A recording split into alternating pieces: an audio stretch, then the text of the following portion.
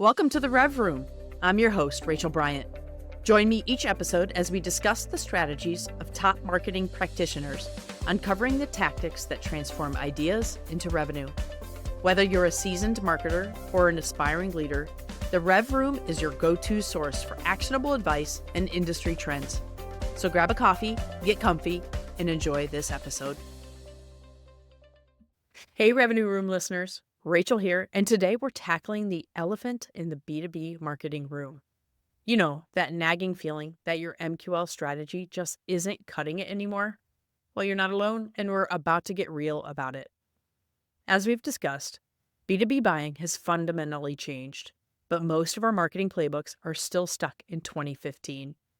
We're seeing this across our client base here at Inverta, marketing teams grinding out MQLs while sales teams are trying to navigate complex buying committees. It's like trying to play chess with checkers pieces. Welcome to part 2 of our episode with Jeremy Schwartz from Palo Alto Networks. If you missed part 1, be sure to catch that episode as we unpack the why for this transition. Today, we zero in on the how. Jeremy and the team implemented operations and strategy to transition from MQLs to marketing qualified accounts and buying groups. So grab your coffee, or hey, maybe something stronger, we won't judge. Let's dig into how to revolutionize your marketing strategy for the way B2B buying actually happens today. Okay, so you've got executive sponsorship.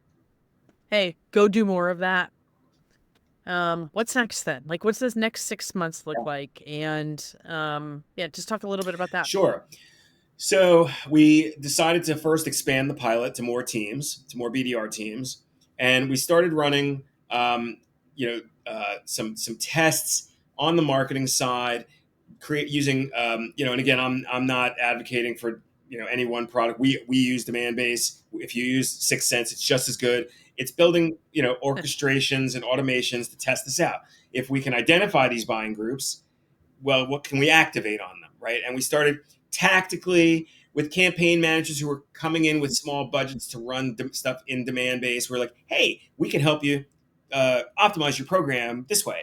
And then on the other side, we were expanding the BDR teams that were involved. We're like, look at these results. Look at what's happening with these guys who are your peers who are doing much better than you. And they were like, okay, it's hard.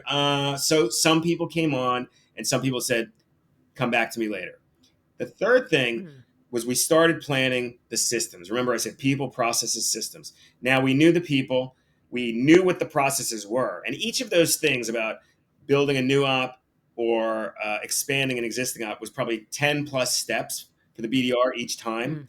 Extra research, context switching between apps, outreach, Salesforce, demand base, et cetera, back and forth.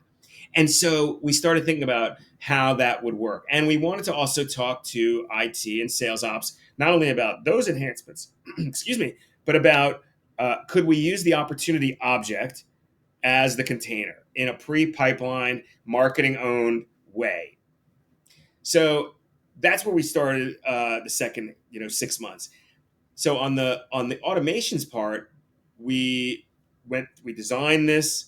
And we designed both pieces, and we went to IT, and they were both acceptable projects. Now, on the part with adding people to an opportunity was really interesting because we had a disposition for a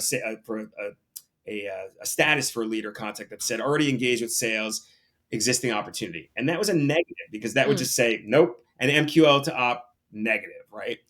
We said, what if we change that? And I like to make this joke. My wife is a pit bull fan, and we're going to turn a negative into a positive. And we said, what if we made that a positive conversion versus a negative disposition? And people were like, how would you do that? Well, when they select that option, what if a pop-up came up in Salesforce and said, here's a list of the opportunities in this account for that product. Select the one you're talking about. And you did it. And it did all this stuff behind the scenes of the 10-step stamping the campaign member, closing the opportunity, or adding the opportunity contact role, closing the campaign member, and closing the status of the lead or contact, and even converting a lead to a contact if you did it from a lead form first. And so that was we turned it from literally 8-10 steps to 2 steps. Select that disposition and then select the opportunity in question. Yeah. And then we started working on the automation to find the buying group members, and that was a really interesting challenge. First, we tried to do it um, in demand base. Then we were going to scope it out in Salesforce, but that would have been really difficult. Our IT team does, like most marketers, does not give us a lot of bandwidth, and there's a lot of other important marketing stuff. We ended up settling on building a custom app in our cloud platform that we triggered from Marketo. And so what we Hmm. said was, oh, if a BDR gets an MQL, and we still use MQL as the trigger because it's familiar and easy right now. We want to move Sure. beyond the Yeah. MQL. I'll come back to that. But we said if a BDR gets an MQL and accepts it, right? Not just, okay, because sometimes they get junk and they don't accept it. But if a BDR gets an MQL and accepts it, and it's either a contact or a lead that we've tied to an account because of email domain, address, any number of other, we have matching rules. If we know it belongs to an account and they did an act, our cloud platform, right? Our cloud platform, they downloaded an ebook. Why don't we go look in the database and follow the same rules we used in demand base? Find people from that account who have the right title that we're interested in for that product line, who have engaged with that product in a recent time frame, and have not been negatively previously dispositioned, like invalid contact info. And we Hmm. took those people and we give them to that same BDR. So now when a BDR accepts a lead, within a few minutes, they get extra leads from that account. So we're doing Hmm. that automated finding of those golden little Yeah. nuggets in the haystack. So those automations, we went live first with the one to uh, add people to existing ops, because that was a Salesforce automation, and then by the end of the I think it was our Q4 ends in at the end of July. It was sort of around, I think it was May, that we went live with the other one to find the buying group members, and we only turned it on for the teams that were participating in the pilots. So they knew Hmm. why they were getting them, and we started seeing just tremendous results because suddenly they're getting these leads at scale. And then the other side of it was we use lean data for our lead routing, like a lot of people. And whether you use lean data or something else, most of them Hmm. have what's called the ability to match. Lean data calls it contact to opportunity matching. And so we put the same rules into lean data, and we said, now we're not even going to wait for the MQL. When a lead comes in, lean data is looking to see if that lead is ready to route, like if it's scored up, but it's looking at the lead. So we said, hey, lean data, if you're looking at the lead or the contact and it's a contact or a lead with an account, take a look and see if there's any open opportunities for that account. If there Hmm. are, and this is a desired person that has the right persona and the right things, let's just attach them to the opportunity and send an alert to the opportunity owner that we've extended their buying group. And so that was another Yeah. big step in scale for us, because now all of this marketing stuff was happening. That's pre MQL. So that person I mentioned earlier who downloaded one ebook would never MQL, but oh my gosh, there's an open Right. opportunity. That person would be added directly to the op, and the op owner is alerted so that you're giving him the context of all the stuff that marketing is doing. And so not only Right. is marketing getting direct bookings influence, right? Like influence on the thing, not fuzzy matched. Oh, they did something in the time frame, but they're Right. getting that credit and the seller's getting the context. And that's amazing for him, right? Because Yes. remember that example earlier. Hey, I know that guy. Yeah. Now I know what to talk to him about. So all of these Yeah. things started going live over the course of that next 6 months as we were expanding into additional BDR teams, and we were working with the marketers on these sort of tactical tests. And we use like demand basis buyer's journey object to help us sort of manually build these journeys for our different GTMs, but we're able to put the people into them through the orchestration Yeah. that we use, and it's pretty amazing that we were able to accomplish all of that. And then by the end of our fiscal year, which was the end of July, we were globally scaled to all BDR teams motion. Oh, So now wow. everything BDRs are doing is about building buying groups or extending buying groups. And our lean data matching made it, and what the BDRs were doing for extending is it's all opportunities in our whole company. It's not just BDR created. It is every BDRs create ops. Great. But Mm, BDRs can extend any opportunity that's in their yes. patch, and lean data can extend any opportunity of any type. So it's really amazing because Yeah. we're touching everything across our entire organization now. Yeah. That's great. Question, Jeremy, on all of Yes. that. So you talked about how the MQLs are then added and you're growing that buying committee and an opportunity. What if somebody does an MQL, but you are seeing activity from either anonymous visitors or not, de-anonymized, that's the Yes. worst word ever. Um, activity from an account. Like, what happens then? Yes. That's a great question, and that's really what we've been working on now for the last 6 months. So our fiscal year started in the beginning of August, and that's where we really started to go to work on the marketing side. So a couple of things that we're working there. The first thing we're doing is we're building what we call a buying group score. Okay. So Oh, traditional MQL scoring, lead scoring is incremental. You download an ebook that's 20 points because I decided it was 20 points. You download this other thing and it's 30 points because I decided that it's worth 30 points. Fine. You hit a threshold. Someone else who does the same two actions but downloads two different things and that are arbitrarily scored different might not MQL. So it's all this very right. arbitrary, it's very trigger based. If a person doesn't do anything, nothing happens. Nothing wrong with that, Yeah. but that's the model that's been around for a while. And we know that's when we started this Mm, conversation that it's broken. What we're doing now, and we touched on this with demand base, where we were using demand base pipeline predict score to understand where accounts were, we saw surges with accounts, but we're building this now. And again, remember what I said about we use the MQL as the trigger initially, right? So one of our first experiments with not using that, but using signal was we created what we called intent based MQLs. And what that did mm, was we used a demand based orchestration to use pipeline predict, which is it's rolling up a lot of our first, second, and third party signal into that score that says, hey, a highly likely account that has pipeline predict should hold an opportunity. And I think 6sense calls it 6QA, but it's basically saying an account that's either really active or not. So we said, let's run this automation on a daily basis. And what it does is it looks for accounts that have a high pipeline predict score, and then it looks for people that have recently interacted with that looks for accounts that have high pipeline predict, and then people from those accounts who have interacted with the. It's the same rules when we do the manual going and finding using the MQL as the trigger, but instead here we yeah. use the pipeline predict as the trigger, and we said it's not bypassing scoring. It's an alternative scoring method that's saying the account signal is really high. So we're going to give these to the BDRs. And we also put them into some marketing tactics as well. So we're surrounding them on both sides. Now, what we're doing now and what we designed in we just finished the second half or the first half of our fiscal year.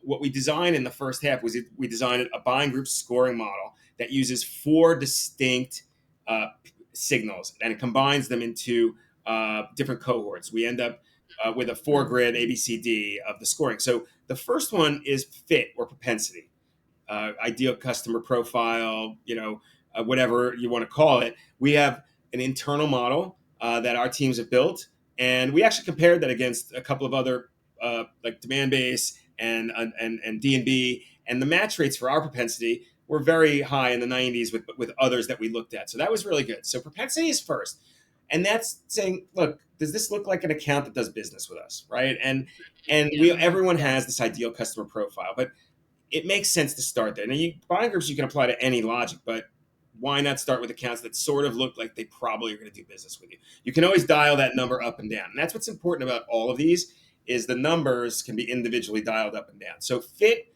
is the first one. The second one is intent, right? Are we seeing intent for this account? And that's demand base gives you third party intent. 6sense gives you third party intent. Tech Target, which we use, gives us second party intent. And then, of course, our website and our emails give us first party intent, right? What are the topics these customers are consuming? We also have experimented with G2, but unfortunately that was Mm, defunded. And we found some good signal there because that was more lower funnel signal. versus some of the stuff that's more top of funnel. I like to think that demand base is usually more top of funnel. Tech target sort of spans the full funnel, and then something like G2 is at the bottom. And then our first party covers, how are they interacting with us? The website visitors that you talked about, the Yeah. unknowns. Is this account, what is this account consuming on the site? Now, then we have the third one, which is engagement. And engagement, we're talking about not just, everyone typically thinks of engagement as your form fill and your score. So Jeremy has 20 points as engagement. But Jeremy Yeah. also might have visited the website 3 times in the last week and looked at 6 different pages. That's engagement. Yeah. And so engagement is separated from intent when you think about first party. Intent is what they're consuming. The engagement is how much are they consuming and how many people are coming. I used to be a web strategist, so you think about those. How many people are coming? How many return visitors do you have? What's the time on the page? What's the bounce rate? Et cetera, et cetera. Right? And Yep. Yep. furthermore, you can even understand, if you make assumptions that people are consuming content that's relevant to who they are, then you can say if someone's on a CXO page and on that page for a length of time, they're probably a CXO. If they're on a practitioner page and they're on there for a length of time, they're probably a practitioner. And so when we think about highly active accounts, we can retarget unknowns and retarget them with the right content based on what they were viewing versus just a general blanket of, Prisma Cloud or what have you. Yeah. So I think Yeah. that's the exciting part. And then the fourth piece, this is the fourth signal, is completeness. So buying group completeness is a tremendously important signal that I think today. If you need 5 buyers, then 5 buyers is 100%. If you have 3 of those personas, that's 60%. If you have 3 people that represent one persona, that's only 20%. So you can have high Mm-hmm. engagement from a variety of people, but if they only represent one persona, your engagement is high, your completeness is lower. And so you can run Yeah. different types of programs to try to do things with that. So we actually, to make it simpler for our marketers, instead of thinking about those individual dials, we actually created a quadrant, like a Gartner Magic Quadrant, 4 grid, and it's A, B, C, D, and it looks like our regular scoring model, which is a 9 grid. So people are familiar with the Mm-hmm. look. Top of the right is the best, and so the top right is all the signals are high. You should surround these accounts with everything you got. B is like, I think we made it like, oh, this one's a high intent group. This one's a high completeness group. So maybe this one's like, you can do pipeline acceleration or deal accelerate, whatever it is. I forget what we called it, but we have these different mixes and matches. And then the D group is the ones that are not showing signal. And you should just let brand and demand sit in front of them and do their job until they Mm-hmm. move into one of these other quadrants. And so with that, we're moving away from the MQL, and I call it moving beyond the MQL. Forrester always kills me when I say this, but you shouldn't have to kill the MQL. Just deprioritize it. It's still an important thing. Yeah. Someone did a lot of stuff that's important, but we want to move Yeah. beyond that and use the account signal. Like, what if you're seeing a lot of intent and you have a majority of the buying group? And I know we're getting to time, but I'll give you this last example is we can say, oh, well, since we have a majority of the buying group that's engaged with us, let's send them to the BDRs, not wait for any of them to score up. Yeah. But at the same time, because they've been lightly engaged, let's surround them with some other marketing tactics, maybe in the middle of the funnel, and get them to engage further. So now they're getting hit from both sales and marketing. And that ends up Yeah. with better results. And again, we've seen this across the board that the results, every Yeah. single KPI that we care about is up. Yeah, I want to talk about that. I would love to hear a little bit. I'm sure the audience does too about what you have seen. A couple questions for you. Well, one, I don't disagree with you on the don't discard the MQL, right? You have to figure out how you work with the two together, which you guys have done a great job of, and you've talked about. Um, because you're still selling to people. And so I think it's still important to understand who the individuals are. Don't throw the baby out with the bathwater, right? Like if you're trying to give the baby a bath, let's not do it all, right? So I think figuring out how to do that in your own organizations with the tools that you have and the way your team sells and what you're selling, in your buying groups is really important. I like what you said too about hey, look, if you have 3 of the same type of persona, that's only one part of the buying group. You Correct. have to be able to think about extending that. And to me, as a strategic marketer, that gets really exciting because then I can start to think about like, well, how do I do that given the different quadrants that maybe somebody sits Yes. in, right? And Like there's when you think different about those strategies there. three, marketers, traditional MQL marketing, I got three MQLs. Yay. But Yeah. no, you got Yeah. three of the same person. Great. Yeah. But it's not as good. And then we wonder why we're not hitting our revenue Exactly. numbers, right? Yeah. Marketing's hitting all their KPIs and sales is not. And That's now so we've got, true. That's so tension, true. right? Yeah. Yeah. Um, s- I do want to talk a little bit about, the results that you Yeah. guys have seen. I know it's been really great, but before you do that, I'm sure that you had some tensions that we just talked about between sales and the BDRs and the marketing teams and demand gen and like all those things.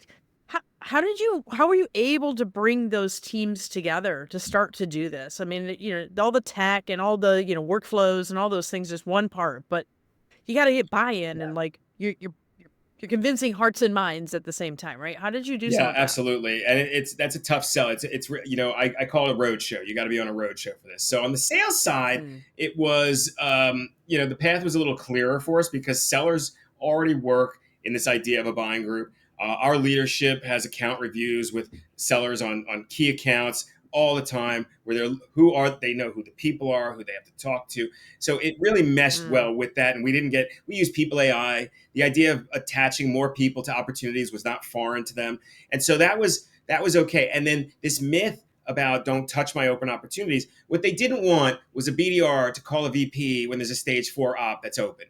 And that's where they pushed of back. course. They were like, hey, and we're like, no, give us the rules of engagement. If you only want only some teams only wanted them to talk if the op was still omitted. Some were like, oh, if it's in stage Mm, one, beyond stage one, you know what? You can contact me. I'll let you know what to do. Right. So we had some conflict there. They were afraid of that. On the marketing side, well, is this going to hurt my MQL count? How is this going to hit me? And we had all these, mm, conversations around, well, you're turning something that was previously negative into a positive conversion. You're going to actually eliminate all these other things, and we talked about the fact that, and this is a marketing metric that I'm really starting to talk a lot about to people, is you should stop thinking about MQL to op and start thinking about campaign to op.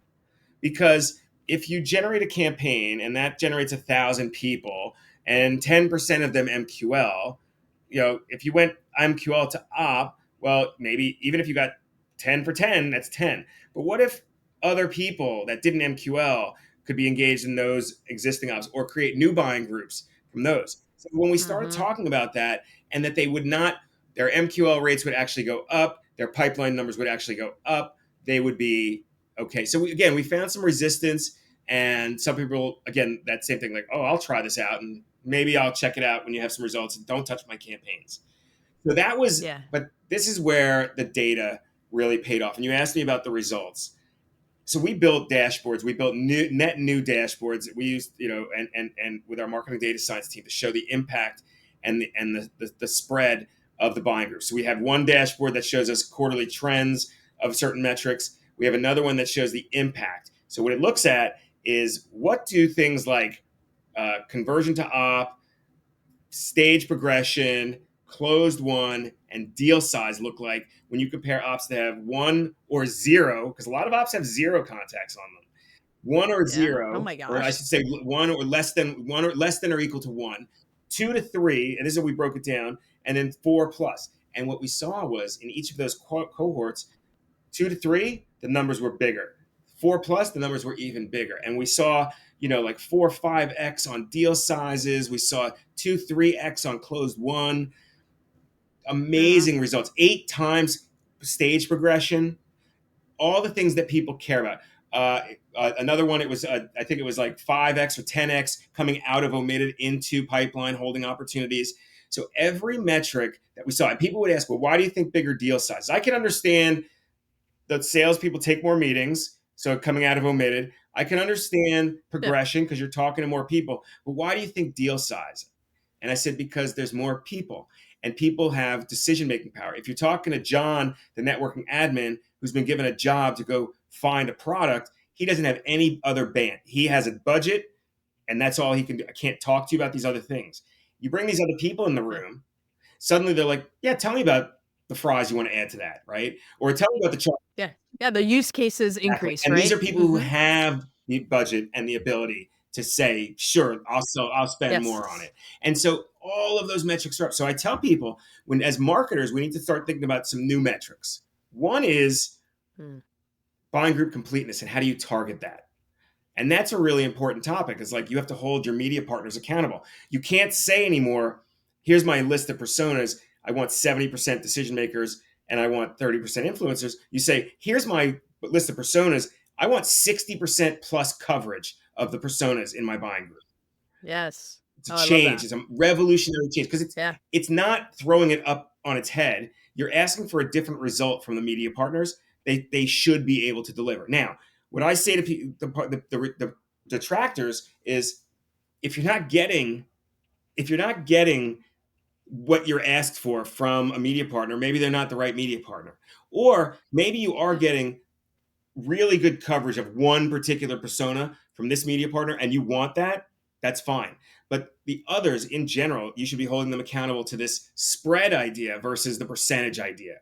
I don't care if I get you give me 5 contacts that represent 5 personas, that's awesome. I don't need multiple of each, Yeah. right? We only want what 5 to 10 contacts from any one account in our demand gen programs. Yeah. So why not give me a spread? So that's the number one is start thinking about buying group completeness. Look at your programs, and we've created dashboards on this that can look at the spread of completeness across their accounts and their campaigns, etc.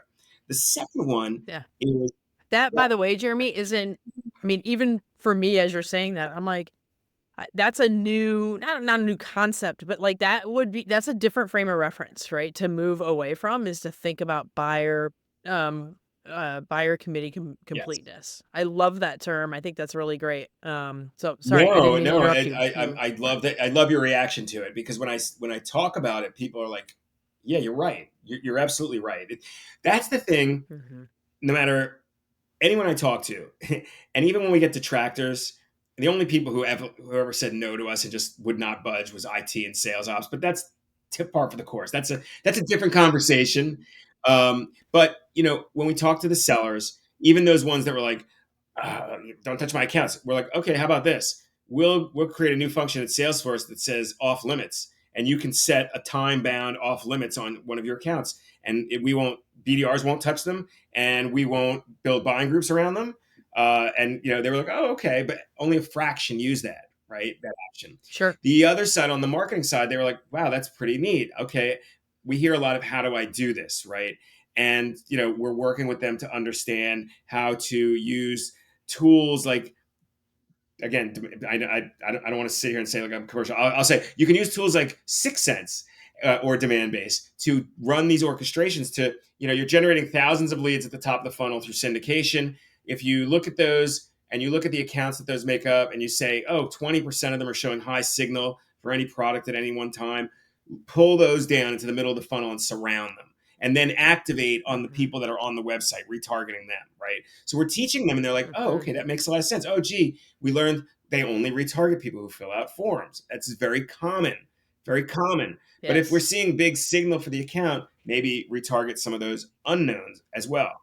And then Yes. that Absolutely. really started to settle in with them. And we're actually now, for the first time, I've been asked to come into our media team's planning QBR to talk about how we deliberately drive leads down funnel. Because I've been talking about it from the perspective of lead management, that it's a funnel health issue, that we have things that are being brought in, and I'm kind of disguising buying groups within this idea of fixing the funnel, because not only do you want to drive more MQLs, but even those people that aren't going to MQL, if you're surrounding them and they're in the buying committee, they don't click on your banner, they don't click on your ad, but they see it.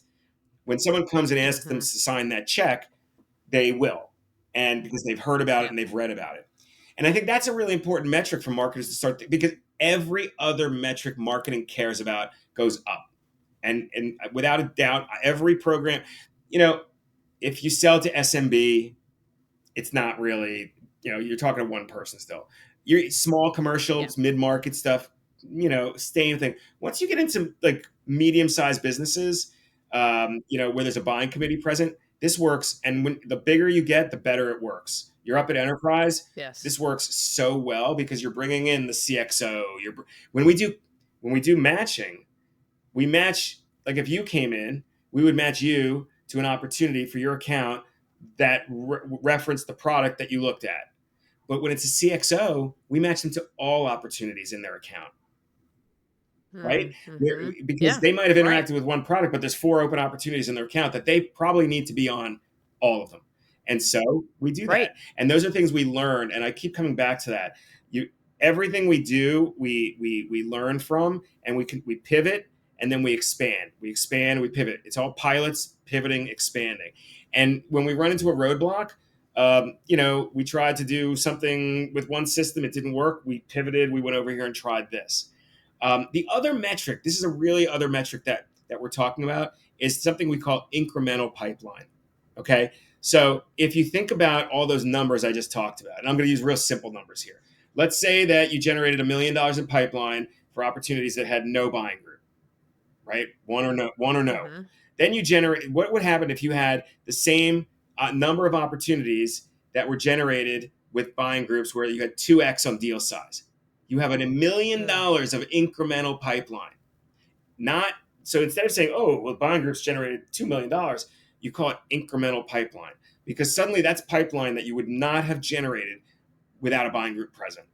And that really puts Yeah. the importance of the buying group and shows that when the buying group is present that you're extending it. So we look at it, and that came from our leader of our analytics team. And I said, that's why you run data. Because I was saying $2 million, and he was saying, no, it's not 2 million, it's an incremental 1 million, right?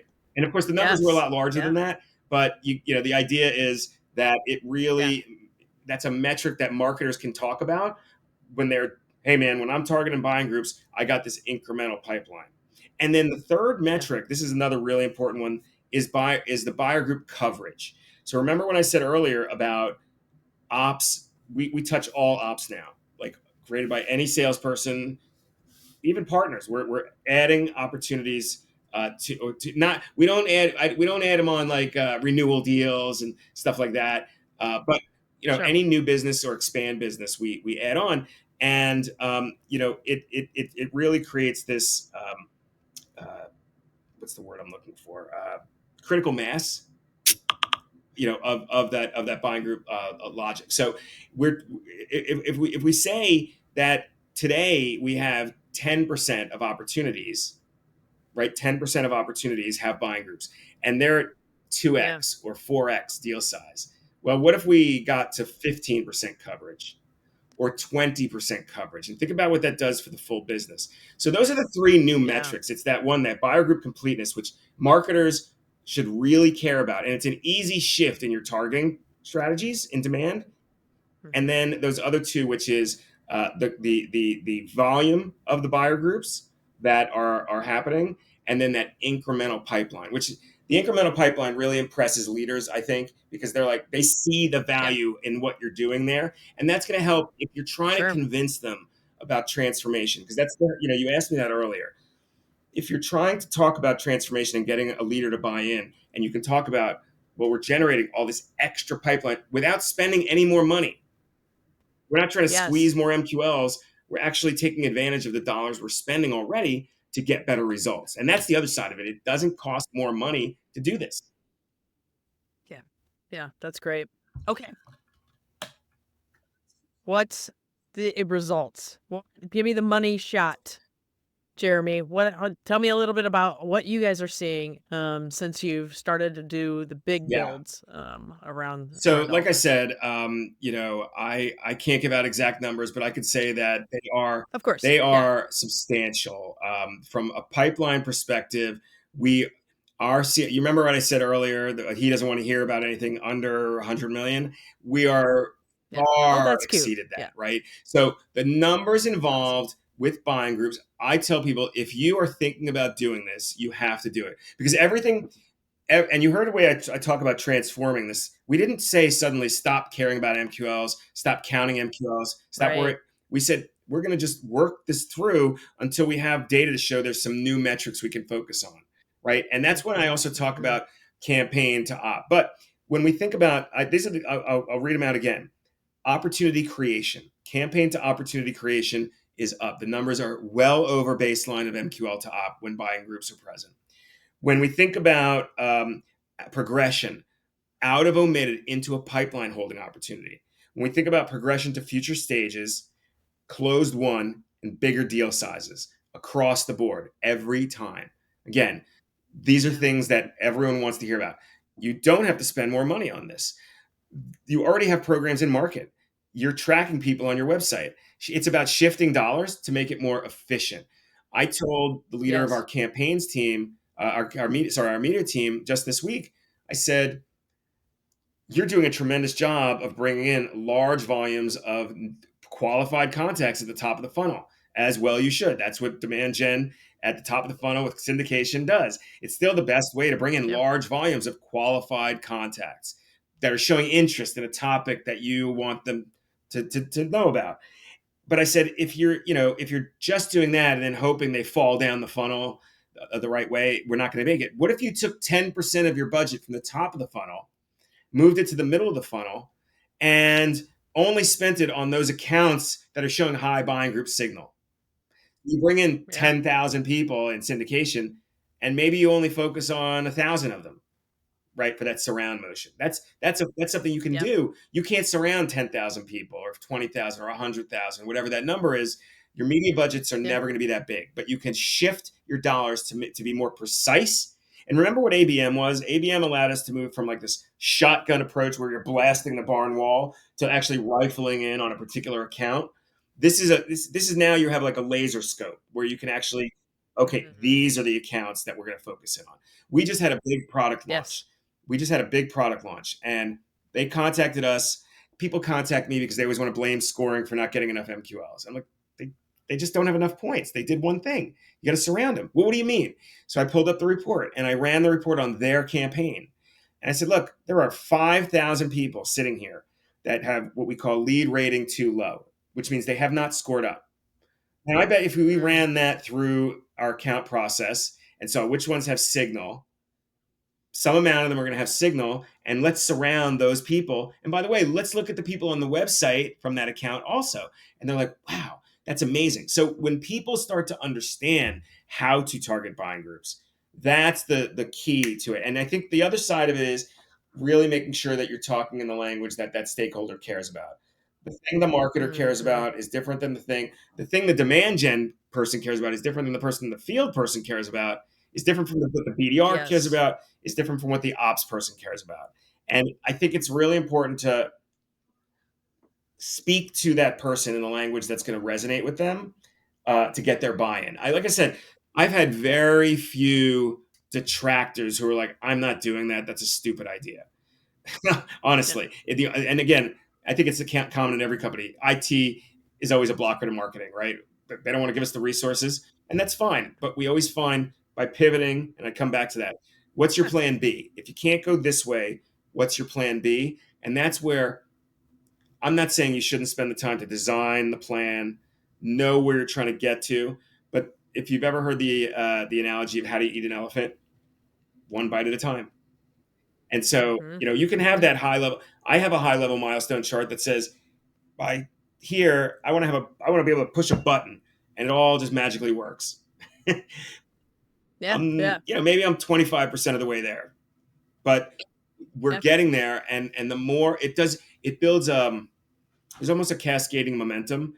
It's almost a compounding interest, right? When we started, it was me, my manager, one guy that worked for me, another woman that worked for me. So there were four of us who were starting to, and now all of my team's involved. A large portion of marketing operations is involved. It's scaled across sales, and we're building this motion into marketing to be built in at the top line of our media targeting with our global agency of record.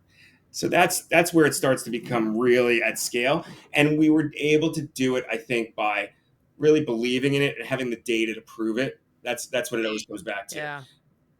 Show me the data. And you remember that what I said about our CMO. Even when we showed him the initial data, he thought it was cute, right? When we did that extrapolation, I highly advise anyone can do that. Run a pilot and extrapolate the data, and you'll see some amazing Yeah. things. So for us, the next big It's really thing great. is really the scale. I'm excited. Hmm. We're actually submitted for Forrester Program of the Year this year. So we're up against some great competition. You never know, but we feel like we're at such a scale now that we're able to really present this as a something that is a model And I do. I speak to a Yeah. lot of people like yourself about this. I just was at the Demand Base RKO last week and speaking on their customer Hmm. panel with some other folks who are doing this kind of transformation. Yeah. Well, Jeremy, thank you for sharing your story and your journey. I know the audience will love hearing about it, and hopefully inspired by some of the things you've done. And you took a little snowball and put it on the edge of a hill and pushed it. And to your point, right, you start to get that momentum, and the ball just gets bigger and bigger. I So, love the way you phrase that. That's yeah, great. Yes, it's that's very true. And yeah, and like I said, it's I my advice for anyone is you got to be willing to go through a long, hard journey. Just because even with all full executive support out of the door, it's not an easy transformation to make, to move from something we've all been doing yes, for so long to something so new. But yes, it's when you start doing it, you're like, why wasn't I doing this sooner? yeah. Oh, I love that. That's great. Well, thank you, Jeremy, and best of luck to you. And we'll be cheering you on from Thank the you. sidelines for the at scale and continuing to grow this at the organization. So Awesome. thank you Thank so you so much. much. Appreciate it. Thanks for having me. Thanks for tuning in to the Rev Room today. We hope you enjoyed this episode. For more, be sure to subscribe and leave us a review. Don't forget to follow Inverta on LinkedIn for more updates and exclusive content. That's Inverta, Inverta. Have a question or a topic you'd like us to cover? Reach out and let us know. Until next time, keep innovating and driving that revenue growth. See you next time.